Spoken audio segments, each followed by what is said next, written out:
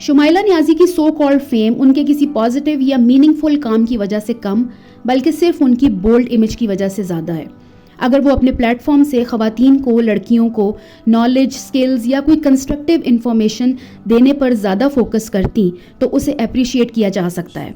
लेकिन उनकी ऑडियंस ज़्यादातर वो लड़कियां हैं जो समझती हैं कि सिर्फ बोल्ड और स्ट्रेट फॉरवर्ड दिखना ही एक अचीवमेंट है। प्रॉब्लम यह है कि स्ट्रेट फॉरवर्ड होने और बदतमीज़ होने में एक क्लियर लाइन होती है जो उनके फॉलोअर्स को समझ नहीं आती। इसी वजह से उनकी अट्रैक्शन उन्हीं सो कॉल्ड लिमिटलेस बाउंड्री वाली लड़कियों के लिए है जो अपने आप को औरत मार्च स्लोगन से डिफाइन करती हैं। यानी शुमाइला का कंटेंट एक थिंकिंग वुमन को एम्पावर करने की बजाय एक कंफ्यूज जनरेशन को चीप वैलिडेशन देता है। इखलाकियात से गिरी हुई हरकतें करने में और इखलाकियात से गिरे हुए अल्फाज बोलने को डिस्करेज करना हम सबका फ़र्ज़ है। अस्सलाम वालेकुम, उम्मीद है आप सब खैरियत से होंगे। जैसे कि मैंने पहले कहा कि शुमाइला नियाज़ी हमेशा से अपने सो कॉल्ड बोल्ड इमेज के लिए मशहूर रही हैं। और बोल्ड का मतलब यहाँ वो रिफाइंड कॉन्फिडेंस नहीं है जो एक डिग्निफाइड शख्सियत में, एक रिस्पेक्टफुल पर्सनैलिटी में होता है। बोल्ड का मतलब यहाँ वो रॉ एक्सपोजर है जो लोगों को ऑकवर्ड भी करे, लोगों को डिस्टर्ब भी करे, देखने वाले को मायूब लगे, लेकिन उनके लिए ये सब मेरी लाइफ मेरी रूल्स का हिस्सा है।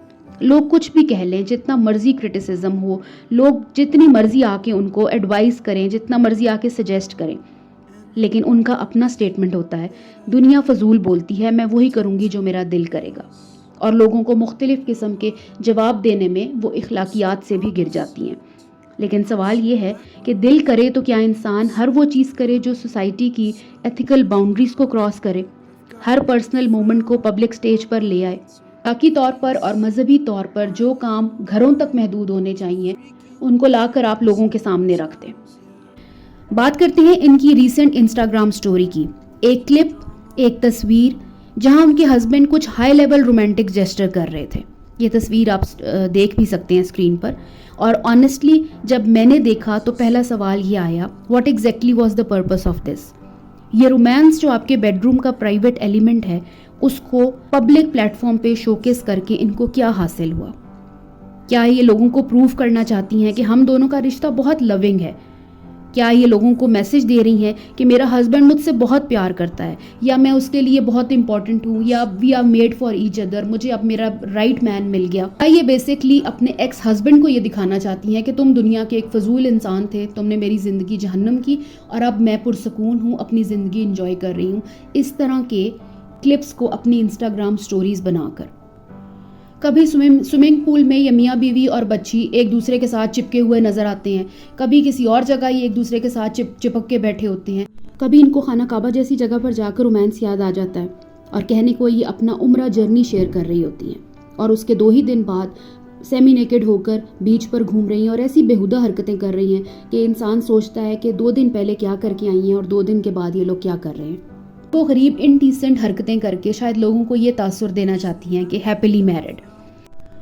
और यहाँ पर सबसे डिस्टर्बिंग बात यह है कि ये सब चीज़ें इनकी बेटी के सामने हो रही हैं।